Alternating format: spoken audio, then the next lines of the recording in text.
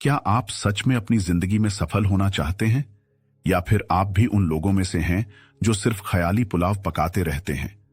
लोग 20 मिनट की एक वीडियो अपने विकास के लिए नहीं देख सकते, लेकिन दुनिया के सबसे सफल इंसान बनने का सपना जरूर देखते हैं। अगर आप उनमें से हैं, तो यह वीडियो आपके लिए नहीं है। हाँ, आपने सही सुना, यह वीडियो आपके लिए नहीं है। लेकिन अगर आप सच्चे दिल से चाहते हैं कि आपकी जिंदगी बदले, तो एक बात समझ लीजिए, सफलता के लिए शॉर्टकट नहीं होते। आपको खुद को बदलना होगा। नो शराब, नो महिलाओं का फालतू पीछा, सुबह जल्दी उठना, एक्सरसाइज करना और खुद को अनुशासन में बांधना। अगर यह सब नहीं कर सकते, तो खुद से झूठ बोलना बंद करें। इस वीडियो में हम बात करेंगे किताब the art of mind reading के बारे में। एक ऐसी किताब जो आपको सिखाएगी कि कैसे लोगों के मन और भावनाओं को समझकर आप अपनी जिंदगी में वो सब हासिल कर सकते हैं जिसके आप काबिल हैं। लेकिन याद रखिए, यह सिर्फ एक किताब नहीं है, यह एक मिशन है, आपकी सफलता का मिशन। क्या आप तैयार हैं? क्या आप सच में अपनी मानसिकता को बदलने और दूसरों की सोच को समझने के लिए तैयार हैं? तो अभी इस वीडियो को लाइक करें, कमेंट में लिखें आई कैन और channel the audio book FM को सब्सक्राइब करें, क्योंकि यह चैनल सिर्फ उन लोगों के लिए है जो अपनी जिंदगी बदलने के लिए कुछ भी करने को तैयार हैं। आप सोचिए, लोग हर दिन 2 घंटे सोशल मीडिया पर बर्बाद कर देते हैं, लेकिन 20 मिनट अपनी सफलता के लिए नहीं निकाल सकते। अगर आप वाकई अलग हैं, तो यह साबित कीजिए। तो चलिए शुरू करते हैं एक ऐसी यात्रा जो आपकी सोच बदल देगी और आपको एक बेहतर इंसान बनाएगी। लेकिन याद रखें, यह वीडियो सिर्फ उन्हीं के लिए है जो अपना कंफर्ट जोन छोड़ने को तैयार है। तो देर किस बात की, लाइक करें, आई कैन लिखें और सब्सक्राइब करें channel the audio book FM। आपकी सफलता का सफर यहीं से शुरू होता है। चैप्टर 1, परिचय, मस्तिष्क को पढ़ने की कला। आपने कभी सोचा है कि हम दूसरों के विचारों को कैसे जान सकते हैं? क्या ऐसा संभव है कि हम बिना बोले किसी के मन को समझ सकें? जी हां, यह कला मस्तिष्क को पढ़ने की है। इस किताब में हम उसी कला के बारे में बात करेंगे। मस्तिष्क को पढ़ने का मतलब सिर्फ यह नहीं कि हम किसी के ख्यालों को सीधा सुन लें। यह एक ऐसा कौशल है जिससे हम बिना बोले किसी के इशारों, हाव भाव और शब्दों से यह जान सकते हैं कि वह व्यक्ति क्या महसूस कर रहा है या क्या सोच रहा है। आपने देखा है, जब कोई व्यक्ति घबराया हुआ होता है तो उसकी आंखों में चिंता की झलक होती है, या जब कोई खुश होता है तो उसका चेहरा चमकने लगता है। ऐसे संकेत हमारे मस्तिष्क को यह समझने में मदद करते हैं कि सामने वाला व्यक्ति क्या महसूस कर रहा है। ये छोटे छोटे संकेत हमें बहुत कुछ सिखा सकते हैं। माना कि आप एक मीटिंग में हैं और आपके सामने एक व्यक्ति है जो बहुत कुछ कहना चाहता है, लेकिन वह बार बार अपनी अंगुलियां घुमाता है या गहरी सांसें लेता है। यह संकेत हमें क्या बताता है? शायद वह व्यक्ति घबराया हुआ है या उसे कुछ संकोच हो रहा है। अगर आप इस बात को समझते हैं, तो आप बेहतर तरीके से उसकी मदद कर सकते हैं। हमारे आसपास हर चीज पर नजर रखना मस्तिष्क को पढ़ने की कला में पहला कदम है। यह कला हर किसी में छिपी होती है, बस इसे पहचानने की जरूरत है। अगले अध्याय में हम जानेंगे कि मस्तिष्क को पढ़ने के पीछे जो मनोविज्ञान काम करता है, वह क्या है। चैप्टर 2, मस्तिष्क पढ़ने के पीछे का मनोविज्ञान।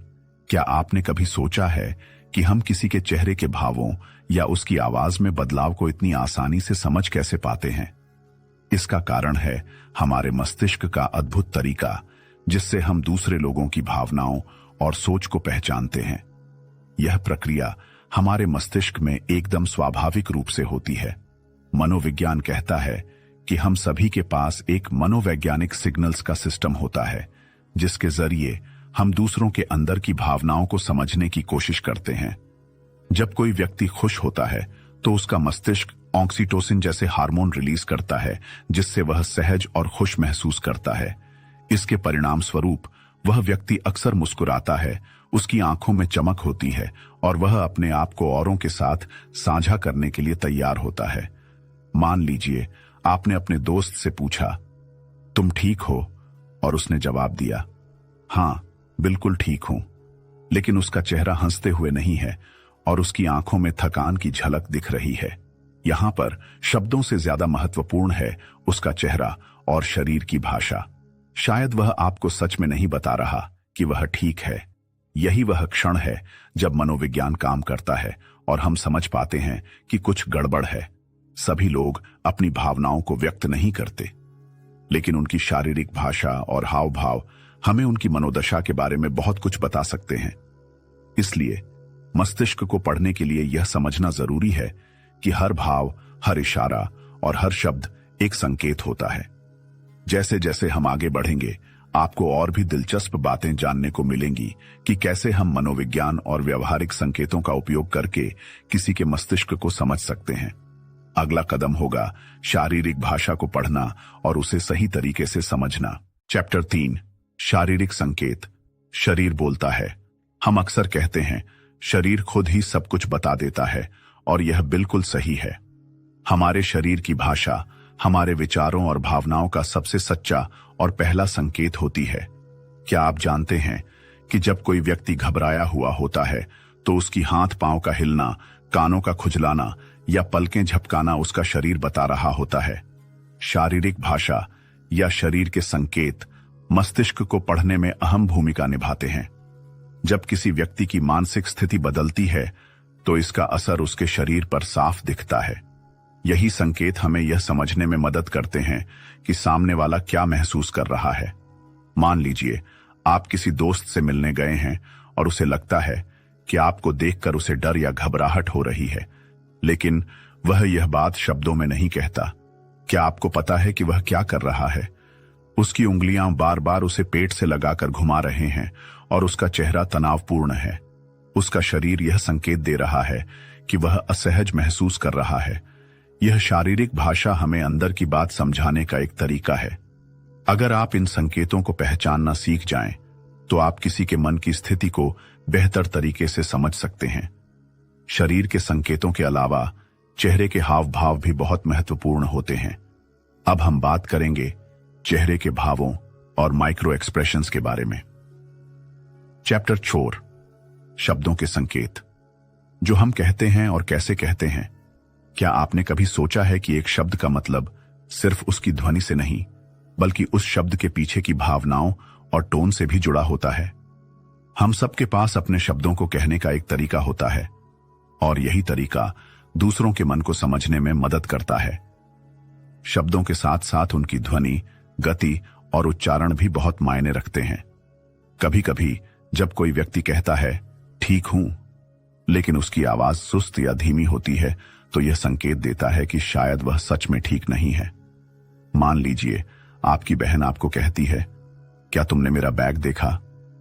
उसकी आवाज थोड़ी घबराई हुई है। अब यह सिर्फ शब्द नहीं है, बल्कि उसकी आवाज में चिंता का संकेत छिपा है। अगर आप ध्यान से सुने तो आप समझ सकते हैं कि वह सिर्फ बैग के बारे में नहीं, बल्कि कुछ और खोने के बारे में परेशान है। यही कारण है कि शब्दों की सही पहचान करना जरूरी है। कभी कभी एक छोटा सा परिवर्तन किसी व्यक्ति के मन की गहराई को उजागर कर देता है। अब अगर आपके किसी दोस्त ने ठीक हूं के साथ ठंडी सांस ली, तो यह और कुछ नहीं बल्कि एक संकेत है कि वह व्यक्ति शायद अंदर से परेशान है, लेकिन शब्दों में इसे व्यक्त नहीं कर पा रहा है। यही वह जगह है जहां आप उसकी मानसिक स्थिति को समझ सकते हैं और मदद कर सकते हैं। इसलिए शब्दों के साथ उनकी ध्वनि, गति और टोन को समझना मस्तिष्क को पढ़ने की कला का एक महत्वपूर्ण हिस्सा है। अब अगला कदम है इन दोनों शारीरिक भाषा और शब्दों के संकेत को एक साथ मिलाकर किसी के विचारों और भावनाओं को पूरी तरह से समझना। हमने देखा कि शरीर और शब्द दोनों ही हमारे मानसिक हालात के संकेत हैं। अगले अध्याय में हम चर्चा करेंगे कि कैसे हम इन दोनों को मिलाकर किसी व्यक्ति के इरादों और भावनाओं को सही तरीके से पहचान सकते हैं। चैप्टर 5, अवलोकन की शक्ति। अपनी इंद्रियों को तेज करना। हमारे आसपास की दुनिया में बहुत कुछ छिपा होता है और हमें इसे जानने के लिए अपनी इंद्रियों को तेज करने की जरूरत होती है। हम हर दिन इतने सारे संकेतों से घिरे होते हैं कि अक्सर हम उन्हें अनदेखा कर देते हैं। लेकिन अगर आप इन संकेतों को सही तरीके से समझ पाते हैं, तो आप लोगों के मन और विचारों को आसानी से जान सकते हैं। अवधारणा के मामले में सबसे ज्यादा ध्यान हमारी आंखों, कानों और शरीर की प्रतिक्रिया पर देना चाहिए। जब आप किसी से मिलते हैं तो क्या आप सिर्फ उनके चेहरे पर देखते हैं या फिर उनकी टेबल की स्थिति, कमरे की रोशनी या उनके कपड़े भी आपके अवलोकन में आते हैं? मान लीजिए आप एक इंटरव्यू में हैं और सामने वाला व्यक्ति नर्वस दिख रहा है। उसकी आंखें इधर उधर घूम रही हैं, पलकें बार बार झपक रही हैं और वह अपनी टाई को ठीक कर रहा है।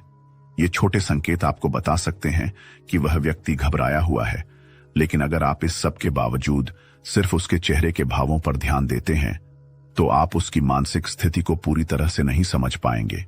इसलिए जरूरी है कि हम पूरे वातावरण को देखें, न कि सिर्फ उस व्यक्ति की आंखों या चेहरे को। अच्छे अवलोकक बनने के लिए आपको अपनी इंद्रियों को अधिक सजग और संवेदनशील बनाना होगा। इस कला में महारत हासिल करने के लिए आपको हमेशा अपनी आंखें खुली रखनी होंगी और हर छोटे बदलाव को महसूस करना होगा।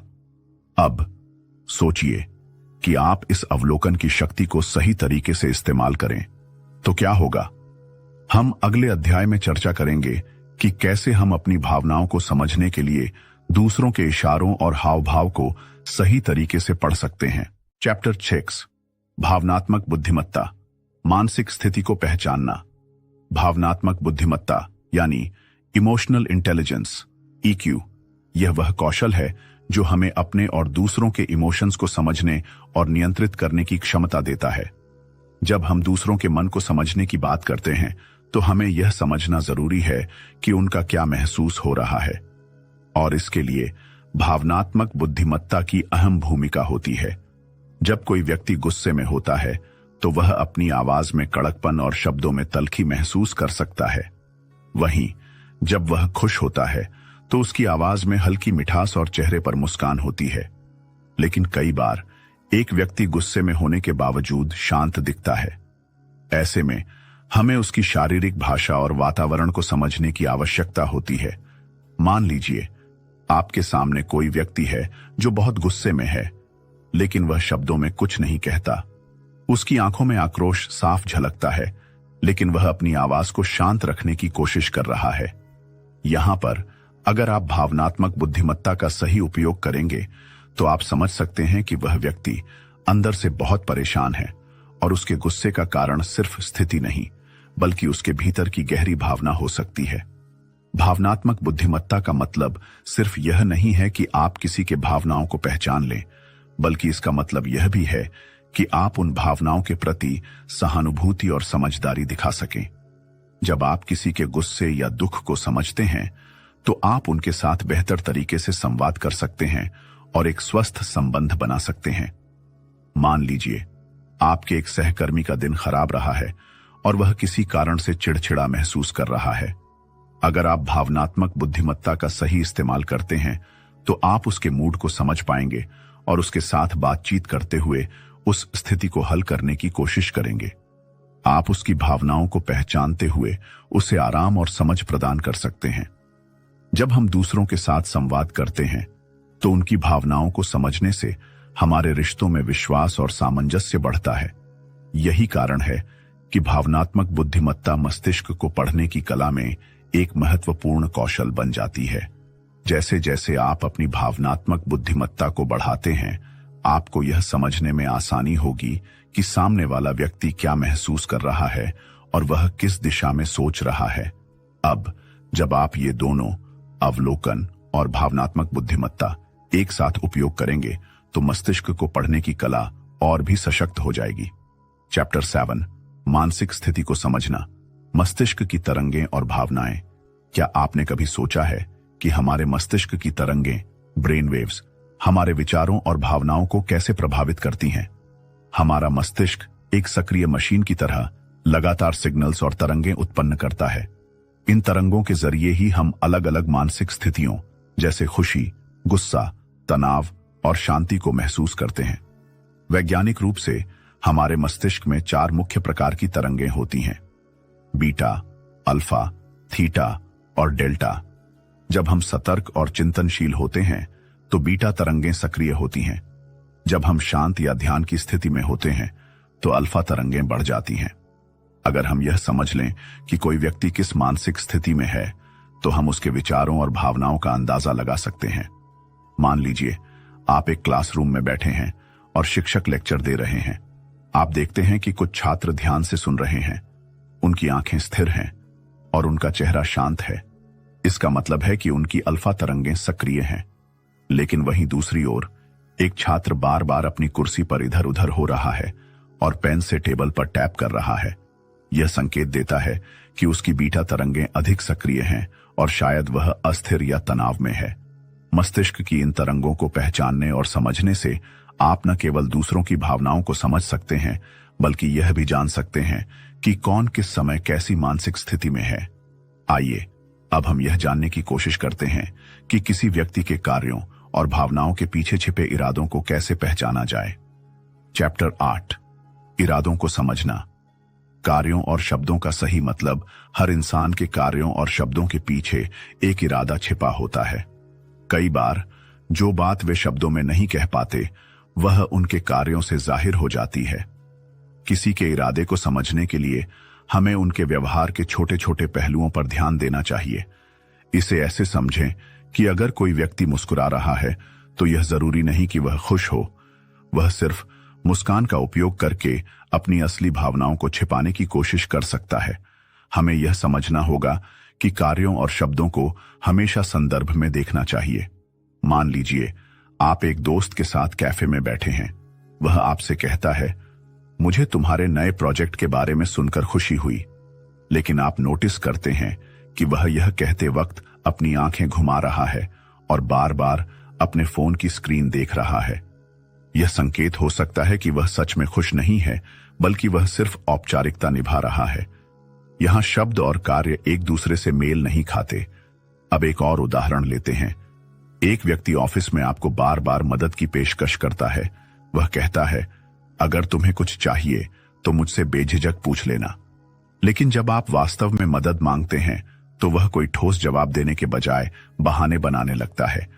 यह दर्शाता है कि उसके शब्द सिर्फ दिखावे के लिए हैं और उसका इरादा असली मदद करने का नहीं है।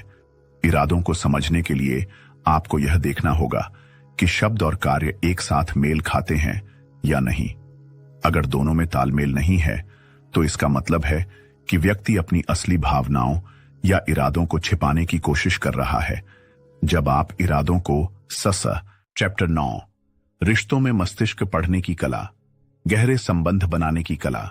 रिश्ते, चाहे व्यक्तिगत हों या पेशेवर, भरोसे और समझ पर टिके होते हैं। मस्तिष्क पढ़ने की कला रिश्तों को गहरा बनाने में बेहद मदद कर सकती है। जब आप किसी के भावनाओं, जरूरतों और विचारों को समझने लगते हैं तो आपका रिश्ता एक अलग स्तर पर पहुंच जाता है। कभी कभी एक मुस्कान के पीछे छुपी उदासी को समझना या किसी के चुप रहने के पीछे छिपे दर्द को महसूस करना आपके रिश्ते को मजबूती दे सकता है। यह सिर्फ समझने की बात नहीं है, यह सहानुभूति और संवेदनशीलता का सवाल है। माना कि आपकी एक दोस्त ने आपको अचानक जवाब देना बंद कर दिया है। आप उससे पूछते हैं, क्या सब कुछ ठीक है? और वह कहती है, हां, सब ठीक है। लेकिन उसकी आवाज में हल्की उदासी है और वह बात करते वक्त अपनी उंगलियों को घुमा रही है। यह संकेत है कि वह ठीक नहीं है। ऐसे समय पर आप उसे थोड़ी जगह दें और बाद में एक बार फिर उससे बात करें। यह उसे यह विश्वास दिलाएगा कि आप उसकी परवाह करते हैं। रिश्तों में मस्तिष्क पढ़ने की कला आपको यह समझने में मदद करती है कि कब किसी को आपकी सहानुभूति चाहिए और कब आपको सिर्फ सुनने वाला बनना है। एक और उदाहरण लेते हैं। मान लीजिए आपके एक सहकर्मी ने हाल ही में प्रमोशन नहीं मिलने की वजह से अपना आत्मविश्वास खो दिया है। वह ज्यादा बातचीत नहीं कर रहा और मीटिंग में चुप रहता है। आप उसे सीधे न कहते हुए एक छोटी बातचीत शुरू कर सकते हैं। मैंने देखा कि आप कुछ दिनों से शांत हैं। क्या आप मुझसे कुछ साझा करना चाहेंगे? यह छोटी पहल आपके सहकर्मी को सहज बनाएगी और एक बेहतर संबंध बनाने में मदद करेगी। रिश्तों को मजबूत बनाने के लिए मस्तिष्क पढ़ने की कला एक अमूल्य कौशल है, लेकिन इसे नैतिकता और संवेदनशीलता के साथ इस्तेमाल करना बेहद जरूरी है। अब अगले अध्याय में हम जानेंगे कि मस्तिष्क पढ़ने की कला में नैतिकता क्यों महत्वपूर्ण है। चैप्टर 10, मस्तिष्क पढ़ने की नैतिकता। गोपनीयता और सम्मान। मस्तिष्क पढ़ने की कला एक शक्तिशाली कौशल है, लेकिन इसके साथ जिम्मेदारी भी जुड़ी हुई है।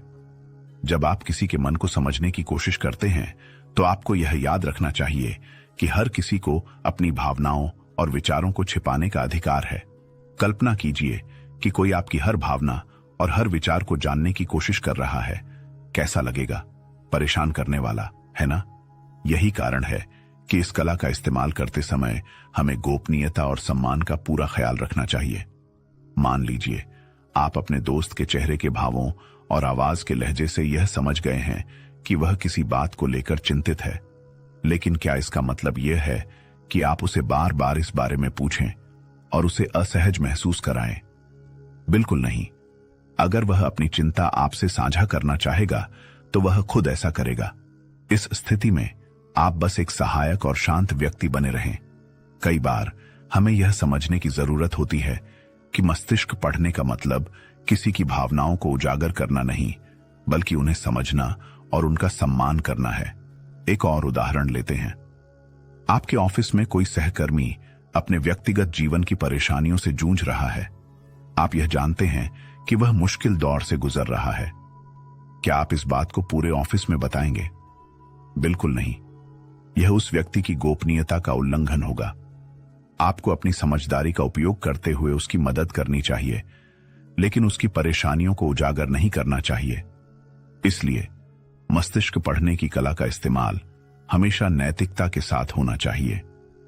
जब आप किसी की भावनाओं और विचारों को समझने की कोशिश करते हैं तो यह सुनिश्चित करें कि आप उनकी निजता और सम्मान को बनाए रखें। अब तक आपने सीखा कि मस्तिष्क पढ़ने की कला न केवल रिश्तों को बेहतर बनाती है, बल्कि यह भी सिखाती है कि इसे संवेदनशीलता और नैतिकता के साथ कैसे इस्तेमाल करें। अगले अध्याय में हम उन उन्नत तकनीकों पर चर्चा करेंगे जिनसे आप इस कला को और भी प्रभावी बना सकते हैं। मस्तिष्क पढ़ने की कला में नैतिकता को शामिल करना बेहद जरूरी है। यह न केवल इस कौशल को परिपक्व बनाता है, बल्कि यह सुनिश्चित करता है कि आप इसे सही दिशा में इस्तेमाल कर रहे हैं। याद रखें, हर कला एक जिम्मेदारी के साथ आती है। चैप्टर 11, प्रभाव की कला। सूक्ष्म तरीके से विचारों को आकार देना। मस्तिष्क पढ़ने की कला न केवल लोगों को समझने में मदद करती है, बल्कि आपको दूसरों के विचारों और निर्णयों को सकारात्मक रूप से प्रभावित करने का कौशल भी देती है। इसे हम प्रभाव की कला कहते हैं। लेकिन याद रखें, इसका उपयोग सही इरादों और नैतिकता के साथ होना चाहिए। क्या आपने कभी सोचा है कि कोई व्यक्ति आपको अपनी बात मनवाने में कैसे कामयाब होता है? ऐसा इसलिए होता है क्योंकि वह व्यक्ति आपके विचारों को सूक्ष्म तरीके से प्रभावित कर रहा होता है, आपकी पसंद, आपकी जरूरत और आपकी भावनाओं के अनुसार। मान लीजिए आप अपने दोस्त को किसी फिल्म के लिए मनाना चाहते हैं। आप सीधे यह नहीं कहते कि यह फिल्म देखो। इसके बजाय आप कुछ इस तरह कह सकते हैं, यार, मैंने सुना है कि इस फिल्म में ऐसे गाने हैं जो तुम्हें पसंद आते हैं और इसकी कहानी भी बहुत दिलचस्प है। यह तरीका आपके दोस्त के दिमाग में उस फिल्म को देखने की इच्छा पैदा कर सकता है, क्योंकि आपने उसकी पसंद को ध्यान में रखकर बात की है। प्रभाव डालने का मतलब यह नहीं है कि आप किसी पर अपना विचार थोपें। इसका अर्थ है कि आप किसी को उसकी भावनाओं और इच्छाओं के आधार पर प्रेरित करें। यह कला आपको हर रिश्ते में बेहतर संवाद बनाने में मदद करती है। एक और उदाहरण लें। आपके ऑफिस में एक सहकर्मी प्रोजेक्ट पर काम करने में रुचि नहीं दिखा रहा है। आप सीधे उसे डांटने के बजाय यह कह सकते हैं, मुझे लगता है कि यह प्रोजेक्ट आपकी स्किल्स के लिए एक अच्छा चैलेंज होगा और आपकी लीडरशिप इसे और भी बेहतर बना सकती है। इस तरह से आप उसकी रुचि बढ़ा सकते हैं और उसे प्रेरित कर सकते हैं। प्रभाव की कला सूक्ष्म है, लेकिन बेहद शक्तिशाली। इसे सीखने से आप अपने जीवन में बेहतर रिश्ते, संवाद और नेतृत्व विकसित कर सकते हैं। अगले अध्याय में हम चर्चा करेंगे उन्नत तकनीकों पर जिनसे आप जटिल विचारों को समझ और डिकोड कर सकते हैं। चैप्टर 12, उन्नत तकनीक, जटिल विचारों को समझना। जैसे जैसे आप मस्तिष्क पढ़ने की कला में प्रवीण होते जाते हैं, आपको यह महसूस होता है कि हर व्यक्ति के विचार और भावनाएं सीधे नहीं होती। कई बार हमें जटिल संकेतों और परस्पर विरोधी भावनाओं को समझने की जरूरत होती है। यह उन्नत तकनीक है। जिसमें गहरी समझ और अभ्यास की आवश्यकता होती है। कई बार लोग जो कहते हैं वह उनके वास्तविक विचारों से मेल नहीं खाता। ऐसे में उनके शब्दों, हाव भाव और व्यवहार को एक साथ समझना जरूरी हो जाता है। मान लीजिए आप किसी दोस्त से मिलते हैं जो कहता है, मुझे कोई फर्क नहीं पड़ता कि मैं इस प्रतियोगिता को जीतूं या हारूं। लेकिन आप नोटिस करते हैं कि उसकी आवाज में हल्की सी निराशा है और उसकी उंगलियां टेबल पर तेजी से थिरक रही हैं। इसका मतलब है कि वह वास्तव में प्रतियोगिता को लेकर चिंतित है। यहां आपको उसके शब्दों के बजाय उसकी शारीरिक भाषा और टोन पर ध्यान देना होगा। जटिल विचारों को समझने का मतलब यह है कि आप हर संकेत को गहराई से परखें और इसे संदर्भ के अनुसार जोड़ें। अब एक और उदाहरण लेते हैं। आपके एक सहकर्मी ने टीम मीटिंग में कहा, मैं इस काम में पूरी तरह समर्थ हूं, लेकिन वह बार बार अपनी गर्दन खुजला रहा है और एक ही बात को दोहरा रहा है। यह संकेत हो सकता है कि वह आत्मविश्वास महसूस नहीं कर रहा है और उसे आपके समर्थन या मार्गदर्शन की जरूरत है। यहां आपको उसकी बातों के साथ साथ उसके हाव भाव को भी समझना होगा और फिर उसे सही तरीके से प्रतिक्रिया देनी होगी।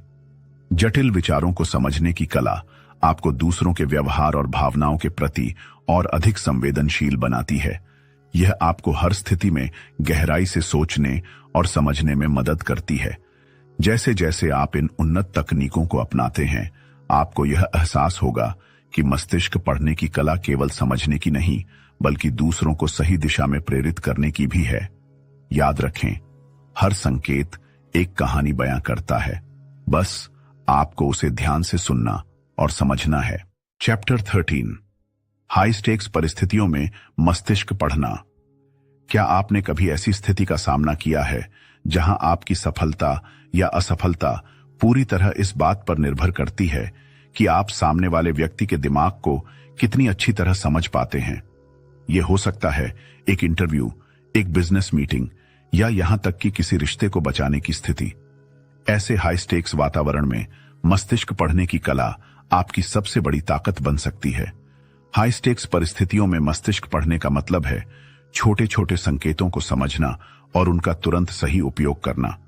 इसमें चेहरे के भाव, आवाज की टोन और शब्दों के पीछे छिपे इरादों को पहचानना शामिल है।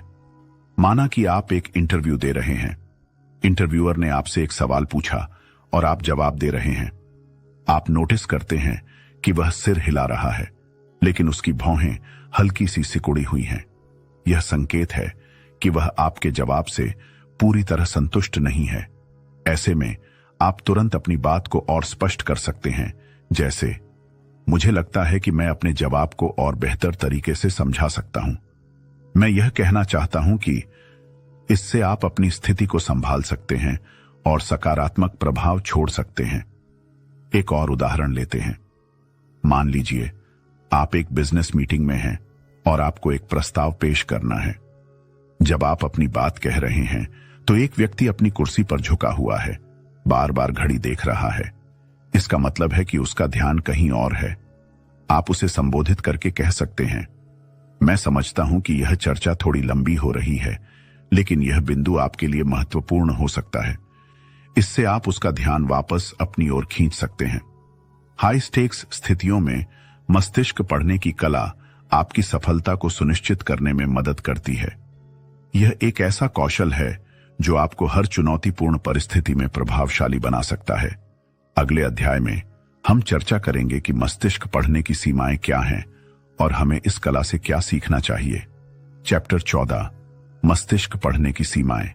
हम क्या जान सकते हैं और क्या नहीं।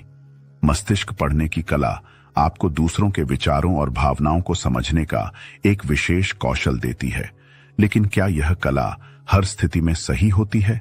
क्या आप हर व्यक्ति के विचारों को पूरी तरह से समझ सकते हैं? इसका जवाब है नहीं। मस्तिष्क पढ़ने की भी अपनी सीमाएं होती हैं। हर व्यक्ति एक अलग व्यक्तित्व, अनुभव और दृष्टिकोण लेकर आता है। यही वजह है कि हम किसी के विचारों को पूरी तरह से नहीं समझ सकते। मस्तिष्क पढ़ने की कला हमें केवल संकेत देती है, लेकिन उनके पीछे की गहरी भावनाओं और कारणों को जानना हमेशा संभव नहीं होता। मान लीजिए आपका कोई दोस्त उदास दिख रहा है। आप उसके चेहरे के भाव देखकर सोचते हैं कि शायद वह किसी निजी परेशानी से गुजर रहा है, लेकिन हो सकता है कि उसकी उदासी का कारण कोई ऐसा अनुभव हो जिसे वह आपसे साझा नहीं करना चाहता। यहां मस्तिष्क पढ़ने की सीमा यह है कि आप संकेतों को देख सकते हैं, लेकिन उनके पीछे की पूरी कहानी नहीं जान सकते।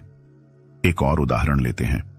आप किसी सहकर्मी के व्यवहार को देखकर यह सोचते हैं कि वह काम में रुचि नहीं ले रहा, लेकिन शायद वह किसी शारीरिक समस्या या परिवार की परेशानी से जूझ रहा हो।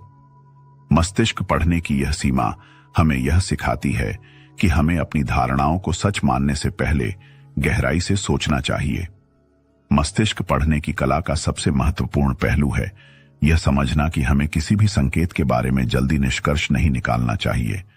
हमें व्यक्ति को समय देना चाहिए और उनकी भावनाओं को समझने के लिए एक सुरक्षित और सहायक वातावरण बनाना चाहिए। मस्तिष्क पढ़ने की सीमाओं को समझना और स्वीकार करना इसे और भी शक्तिशाली बनाता है। यह हमें याद दिलाता है कि हर व्यक्ति जटिल है और हमें उनके विचारों और भावनाओं को सम्मान के साथ स्वीकार करना चाहिए। इस अध्याय के बाद आप इस कला की सीमाओं को बेहतर तरीके से समझ पाएंगे। याद रखें, मस्तिष्क पढ़ने का मतलब यह नहीं है कि आप हर किसी की हर बात जान सकते हैं। इसका मतलब है कि आप संवेदनशीलता और समझ के साथ दूसरों के प्रति सहानुभूतिपूर्ण रवैया अपनाएं। चैप्टर 15, अपनी मस्तिष्क पढ़ने की क्षमता को विकसित करना। एक व्यावहारिक मार्गदर्शिका मस्तिष्क पढ़ने की कला केवल एक प्राकृतिक कौशल नहीं है, इसे सीखा और निखारा जा सकता है। अगर आप चाहते हैं कि आप दूसरों के इरादों, भावनाओं और सोच को गहराई से समझ सकें, तो आपको इसे एक व्यावहारिक कौशल के रूप में अभ्यास करना होगा। क्या आप जानते हैं कि किसी के भावों और विचारों को समझने के लिए सबसे पहला कदम क्या है? ध्यान देना। जी हां, ध्यान देना और छोटी छोटी चीजों को नोटिस करना आपकी सबसे बड़ी ताकत बन सकती है। माना कि आप एक ट्रेन में सफर कर रहे हैं। आपके बगल में बैठे व्यक्ति ने एक फोन कॉल पर बात की। उसने कहा, मुझे लगता है कि सब कुछ ठीक होगा। अब आप उसकी आवाज और उसके चेहरे के भावों पर ध्यान देते हैं। आप देखते हैं कि उसकी आंखें बार बार नीचे झुक रही हैं और उसकी आवाज में थोड़ा कंपन है। यह संकेत देता है कि वह अंदर से चिंतित है, भले ही वह बोलने में सकारात्मक दिखे। यहां पर आपकी मस्तिष्क पढ़ने की क्षमता ने काम किया, लेकिन इस कौशल को और विकसित करने के लिए नियमित अभ्यास की जरूरत है। व्यावहारिक कदम: 1. अवलोकन का अभ्यास करें। अपने आसपास के लोगों की बॉडी लैंग्वेज, आवाज के लहजे और हाव भाव पर ध्यान दें। 2. नोट्स बनाएं। जो चीजें आपने नोटिस की हैं उन्हें लिखें, जैसे उसने आंखों से संपर्क नहीं किया या उसकी टोन हल्की थी। 3. इमेजिनेशन का उपयोग करें। कल्पना करें कि वह व्यक्ति किस परिस्थिति में हो सकता है। 4. संवेदनशीलता बढ़ाएं। सहानुभूति विकसित करें। यह आपको दूसरों के इमोशंस और परिस्थितियों को समझने में मदद करेगा। मान लीजिए आपके ऑफिस में एक नया सहकर्मी है। वह बहुत कम बोलता है और हमेशा थोड़ा सहमा हुआ लगता है। अब यदि आप ध्यान दें तो आप देखेंगे कि वह ज्यादा बात न करके लोगों के रिएक्शन को पढ़ने की कोशिश कर रहा है। इसका मतलब है कि वह अभी भी माहौल को समझने की कोशिश कर रहा है। यहां आप उसके साथ दोस्ताना व्यवहार कर सकते हैं और उसे आराम महसूस कराने के लिए बातचीत शुरू कर सकते हैं। अपनी मस्तिष्क पढ़ने की क्षमता को विकसित करने के लिए आपको धैर्य और निरंतर अभ्यास की आवश्यकता है। यह कौशल धीरे धीरे आपके व्यक्तित्व का हिस्सा बन जाएगा। चैप्टर 16, मस्तिष्क पढ़ने की कला में महारत हासिल करना। एक नई शुरुआत। आपने अब तक मस्तिष्क पढ़ने की कला के हर पहलू को समझा है। आपने सीखा कि कैसे संकेतों को पढ़ा जाए, कैसे इरादों को समझा जाए और कैसे हाई स्टेक्स स्थितियों में इस कौशल का उपयोग किया जाए। लेकिन अब सवाल यह है, क्या यह यात्रा यहीं खत्म हो गई है? बिल्कुल नहीं, यह तो बस शुरुआत है। मस्तिष्क पढ़ने की कला में महारत हासिल करना एक निरंतर प्रक्रिया है। जैसे जैसे आप इस कला का अभ्यास करते रहेंगे, आप हर दिन इसे और बेहतर बनाते जाएंगे। अपनी यात्रा को आगे बढ़ाएं। 1. माइंडफुलनेस को अपनाएं। माइंडफुलनेस या जागरूकता आपकी इंद्रियों को तेज करती है। यह आपको हर छोटे संकेत को नोटिस करने में मदद करता है। 2. रियल लाइफ अनुभवों से सीखें।